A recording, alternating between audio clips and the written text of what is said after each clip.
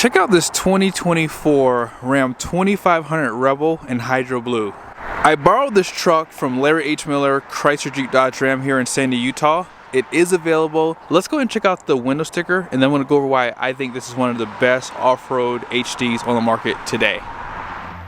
At the very top are the specs on this build, and then here's the base price, $71,590.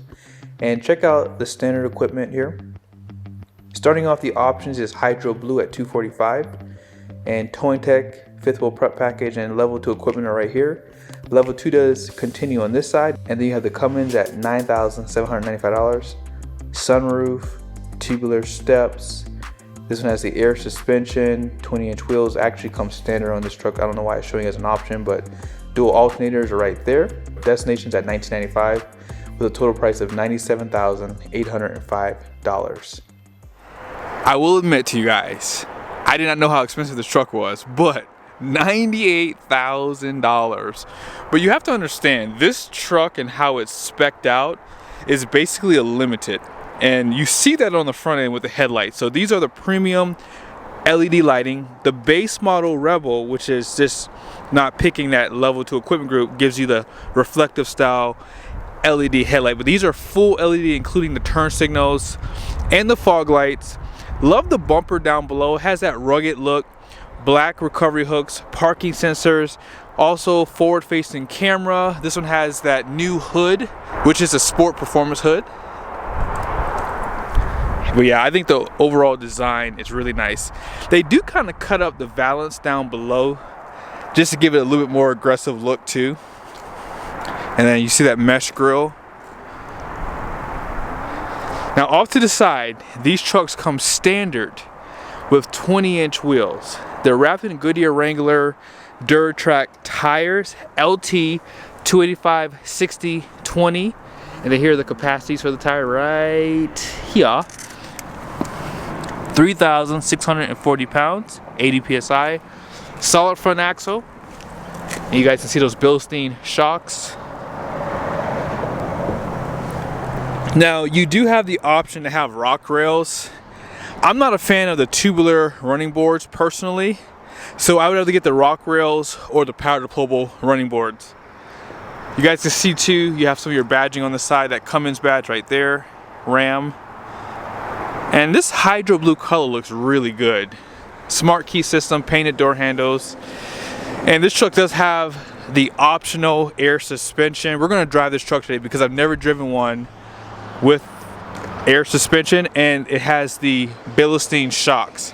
And a 3/4 ton, either the Bilsteins or the air suspension make these trucks ride amazing. As far as your fuel tank capacity goes, 31 gallon diesel tank, and then your DEF is 5.7 gallons. And let's go ahead and take a look under the truck here.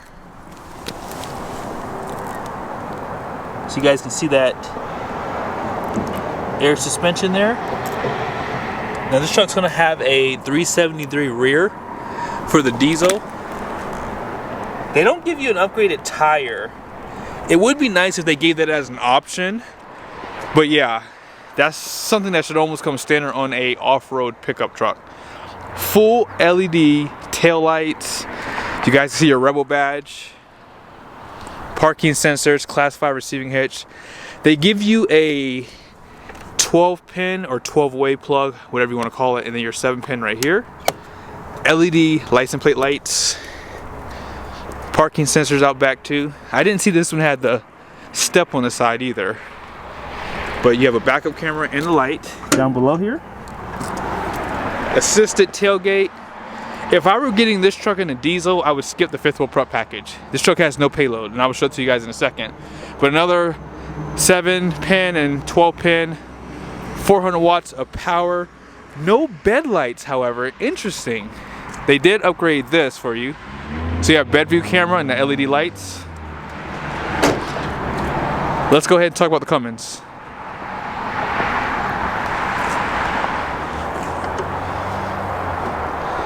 If I were to get a Rebel HD, I think I would skip the diesel.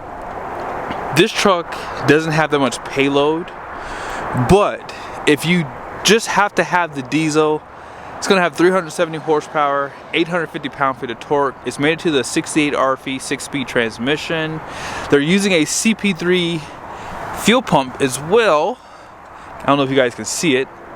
And I didn't see that this truck had the dual alternators. Actually, it does have dual alternators. It does have dual alternators. But yeah, this truck is definitely loaded up. Now, here's why I think this is one of the best HD trucks on the market. If you're someone looking to go from a half-ton into the HD segment, this is probably one of the best riding pickup trucks on the market. I say that from experience, from driving trucks in the past. And as I said earlier, I've never driven one with the Bilstein shocks and air suspension because they don't allow you to spec it that way, but with the Rebel, they do. Let's go ahead and go through the interior just really quickly, and then we're gonna take it for a drive. I do like the overall setup here. The attention to detail with the leather wrap door card and the graphics that they give you are really nice. Soft touch leather here. And as I said, this is basically a limited, right? But yeah, they did a great job on the interior. Unfortunately, they still are using a smaller cab, so you don't have a telescoping steering wheel. You do have power pedals, however, so that does help with getting comfortable. They wrapped these grab handles in leather. And you have power folding mirrors. By the way, your convex is power. They're both heated. They're power for tow mode. Your gauge cluster is a screen now, and you still have the 12-inch vertical screen. And then check out more of those graphics on the side here. Just done really well. I've liked what they've done. But I think if you're going from a half-ton to an HD, this truck rides the absolute best. And if you're just towing a small trailer or even just a larger travel trailer, like around 32 foot, this truck would be perfect for that too. A little bit of storage. Ram has the best center console. You have a they call it a 115 volt alternating current, 400 watts, tons of USBs. Push button start. They wrap this in leather too. And you guys can see right here you have the alternate trailer height. That's for the air suspension. And here's storage inside of here. And deeper storage down below. Out back, this one has 4 more USBs, outboard heated seats, another 115 volt power plug, air vents. Yeah, this truck is definitely loaded up. If you push this button up top, you guys can see you have ventilated seats, heated steering wheel, and of course heated seats there. Harman Kardon 17 speaker. Let's go and see how this truck drives. I think the reason why most people pick the diesel is because of the sound. Oh yeah, this feels like a half-ton truck, guys, even hitting that bump just now. But yeah, this truck feels and sounds great. And the Cummins has that true semi-truck sound is what I think most people like about the Cummins.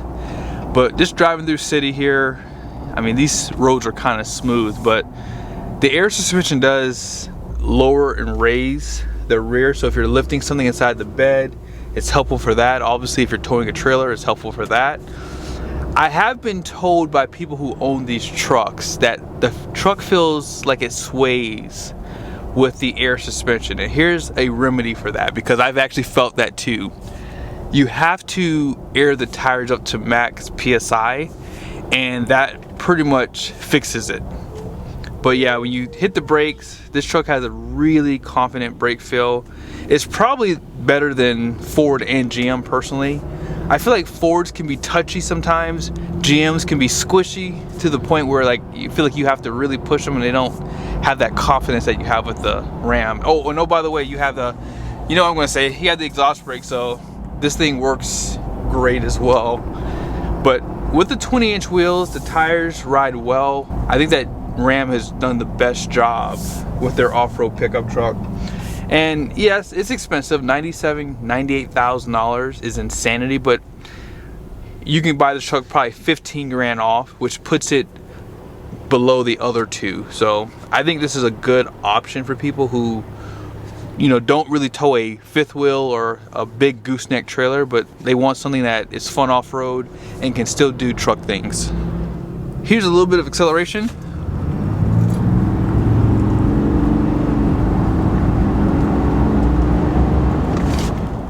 One thing I like about this powertrain is how well it performs loaded and unloaded, predominantly unloaded. I think that for the weekend warriors, this is more than enough truck. You can't get the eyes in, or I should say you cannot get the eyes in. I want to make sure I make that clear with the 3/4 ton truck. So the 68 RP does the job, very confident transmission. And I think that personally, when you accelerate, it feels better compared to the eyes in when you're unloaded. Now let's go ahead and check out the payload. So here are the numbers on the door. The gross axle weight rating is going to be 6,000 pounds up front. The rear is 6,040. And the gross vehicle weight rating is going to be 9,680 pounds. The wheels are 20 by 8 inches wide. And then here's the payload. 1,679 pounds. The reason why that number is so low is because they lowered the gross vehicle weight rating from 10,000 down to 9,680 pounds. So in theory, this truck could have closer to 1,900 pounds of payload, right? The reason why they do that is because it's an off-roader. The Power Wagon is even worse. I think it's like 8,565 pounds, and it only comes with the gas engine. So when I say this is one of the best trucks on the market, I really think it's one of the best trucks on the market for people going from like a half-ton truck to a 3/4 ton pickup, because you're not looking to tow a fifth wheel or a large trailer and you're still going to be using it for like your travel trailer. This truck is more than capable to tow something like that. I want to say that the towing capacity for this truck is still like over 15,000 pounds the way that it's configured. Now I want to make a last point here. There's two things I didn't mention earlier. You can get vinyl flooring with the Rebels, okay? Also, if you would like to get a winch, they do have a winch available for the Rebel. It's $2,500. However, you would have to get the gas engine, so you cannot get it with the diesel, unfortunately. But apart from that, I hope this video was helpful. Be sure to give Larry H. Miller a look up if you are in the market. Let them know you saw the video. See you guys soon.